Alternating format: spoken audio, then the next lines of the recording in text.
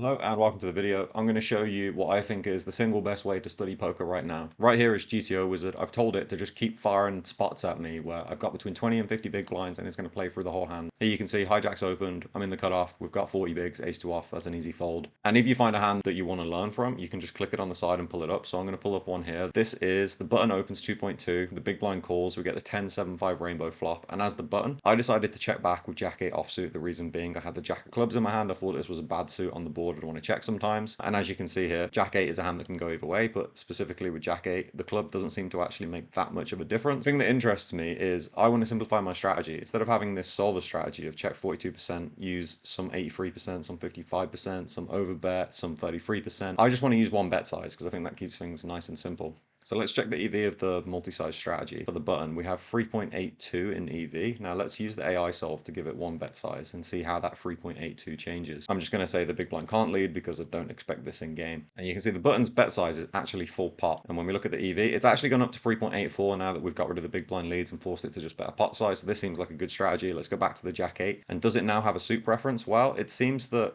when it has the 8 of clubs, it likes checking. The jack of clubs doesn't really seem to mind. Now let's go one step further. This is a hand that I pulled up earlier. The button opens with 25 big blinds. The big blind defends. We get king jack free rainbow. As the button, pretty much betting 20% with range, which is what I did. And then on the turn, there was all these different bet sizes. So I wanted to look at the AI version of this just to kind of clean up the turn. I don't want to have a 55% and an 83% and a 33% bet size. I just want to have one turn bet size and think, is my hand good enough to bet? Is it not? Is it a good bluff or is it not? So I'm going to AI solve this spot now and look what the turn size would be. Well, for a start, it's changing the flop size to 25% pot. And then when we get the ace of hearts turn, what is that turn bet size? And it turns out 73% pot, which is kind of an average of the bet sizes being used. But now some hands that would bet sometimes or would bet small are now becoming pure checks. And it just makes the strategy a lot easier to visualize, and the EV difference isn't really there. So looking at this spot now, I can think, okay, if I have a straight, I should pretty much always bet. If I have two pair, I should pretty much always bet. Top set of aces is the trap, kings trap sometimes, queens pure check. I can answer a lot of questions about what I should do in this turn spot. And now I'm going to take it one step even further, which is, I think, the beauty of this software. Let's say you're playing against someone really passive. I've forced the big blind to check with range here. I forced the button to bet 25% with their entire range, and then I've node locked the big blind strategy. And this is the strategy I've gave them. I've said, okay, if you don't have anything, fold. If you have 10-9 offsuit, raise sometimes. If you have queen 10 open and a raise sometimes, queen 9 raise sometimes. Two pair, fast play mostly. King queen start to fast play. Top two pair, fast play a lot. King 10 fast play sometimes, King 9 fast play sometimes. Fold most stuff, which is sort of backdoors, cool with all the bottom pairs. Don't bluff raise bottom pair. This is the sort of strategy I think a lot of ABC passive players will employ, where yeah, they'll find some of these calls with ace highs, but they won't really find the floats with like a 4-5 suited backdoor flush draw. They won't really find the check raises with ace 4 suited. They won't find enough check raises with some of the straight draws. If we're against a strategy like this, how do we respond? And then looking at this, I can test my intuition of, oh, I was playing against someone really tight. This is the range I thought they had. How am I actually supposed to respond? Am I really supposed to bet call the flop with queens just because it feels like I'm supposed to? Well, no, it's actually a mega torch to call against this range of queens because you're just doing absolutely terribly and you block bluffs. The solver's going as far as to say, well, if I have king X, as long as I've got a backdoor flush draw, I'm going with it. Even king 4 of diamonds, king 4 hearts, because it's a backdoor flush draw, it's going with it, whereas king 4 of clubs is folding, and then king 8's about the line where it's like, I guess this hand is just about good enough, I have to go with it, my kick is good enough.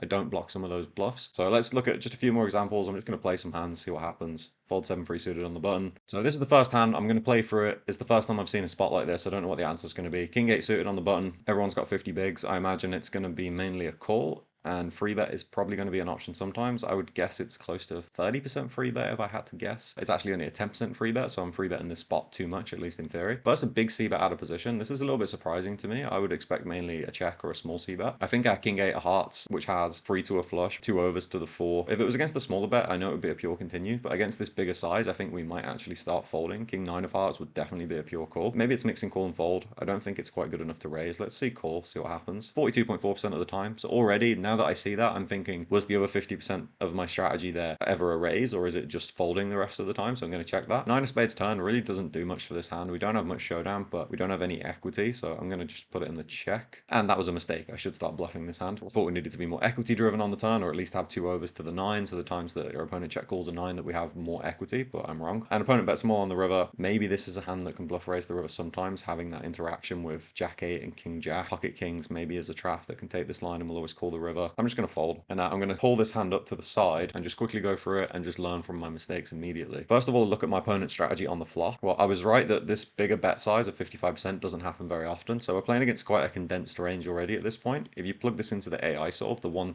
size that it will use, I imagine, is small, which I can do after. And let's look at King 8 hearts, and I was right that it is already quite indifferent against the bigger size. Against the small size, it's going to be pretty easy to continue, maybe mixing some raises. And then the turn, it looks like I made a mistake. I thought this hand would go into the check back bet river line, but as you can see, it's just a pure bluff on the turn, which I guess is because it's one of the worst hands that we can have. Even though we don't have a spade, even though we don't have two overs to the 9, even though we're drawing dead against a hand like pocket aces, it just bets anyway. Once our opponent checks the turn, they don't have as much value. And the next thing I'm going to do is think, okay, if I want to use the one size strategy on the turn, is that going to make a difference to this strategy? So let's go back to the flop. AI solve. It's just going to simplify the whole hand and make it one size for every decision. And as I thought, it would be a small bet from out of position, which is going to change things. Now the King 8 is just an easy call when you have a backdoor flush draw, folding no backdoor, but never folding with this combo. I'm going to force the player to only bet the 55% size just to make the hand more accurate to how we saw it just. And they bet 55%, and King 8 becomes, in this case, a raise or a fold. That's because it's right at the bottom of the range. So in practice, I would just fold because I don't think people are going to find enough of these bets with some of the weaker hands. But we call this time, so let's just see what happens on the turn. The 9 of spades. And now the one size our opponent's using is going to be 81%, and the one size we're going to use is 40%. King 8 is quite hard to see there because there's not much of it left, but I'll bring it full height.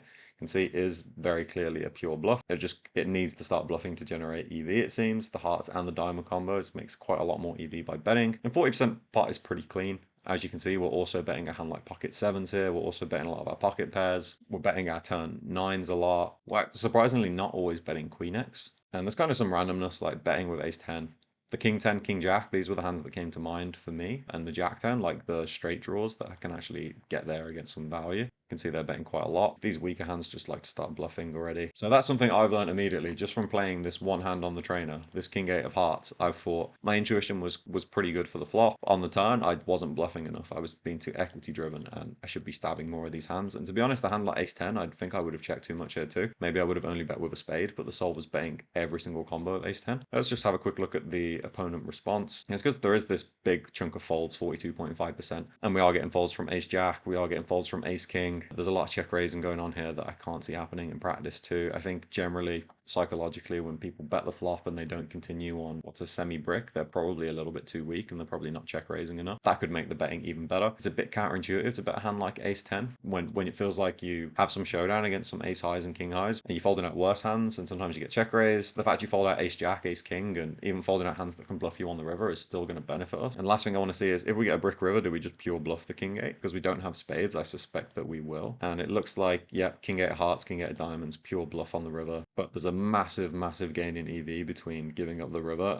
and jamming the river here. So I'm playing too passive on the turn here. I've just played one hand and it's improved how I'm going to play this spot next time, or at least my intuition for the theory part of the spot. So then I can know, okay, I should bet this spot, but I'm checking because X, Y, or Z, or I'm always going to bet because my opponent is more likely to fold, or I'm always going to check because I think my opponent is a station. I'm just not going to take the spot against them. But at least then it's an exploit. I know how I'm diverting from the theory, and that's the most important. What is my default game like? And the last thing I want to see is pre-flop, just to see was king 8 suited over a 3-bet pre-flop, and it was, but only a little bit. So that's just a quick window into what an average study session will look like for me on a daily basis when I'm on my own trying to improve myself, because there's so many leaks that I have compared to theory, and that just playing that one hand alone just highlighted one of them. And it's so much longer for me to wait till the spot comes up in game, get to the spot in game and think, oh, should I bet or should I check? Or maybe in game I think it's just always a check, so I don't even check the spot because I just think that I already know what to do here and I'm wrong. But running through this spot online, it's forcing me to see, okay, here's the turn spot, here's king 8 suited, it's a pure bet, it makes way more EV, it's very clearly a bet, and I can play around with how I think my opponent plays, if I think their betting range is so strong on the flop, or if I think their checking range is too weak on the turn, and it's going to change the way the solver outputs, like we looked at in this king jack spot. If I think that I'm playing against someone that's super tight passive, it's going to completely change the line. If I think I'm playing against someone that c-bets the whole range out of position, it's going to completely change the line. So let's just quickly look at that just as a thought experiment. I'm going to give my opponent 33% c-bet size out of position. This is the range they're supposed to bet, actually quite a lot of the time, 67% of the time. I'm going to node lock them to bet with their entire range out of position and see how does that change the button's response now, especially with hands like king 8. Well, it gains a lot more EV AV in the call now. If we think our opponent's betting too much, we don't need to bluff it anymore because we're actually doing fine. It looks like we raise quite aggressively. You can give yourself these thought experiments and then test your intuition. I might have thought, okay, if I think my opponent's betting range here, maybe I want to raise the king 8, but I can see here that it's just unnecessary. I can just raise with worse stuff. There's plenty of hands that I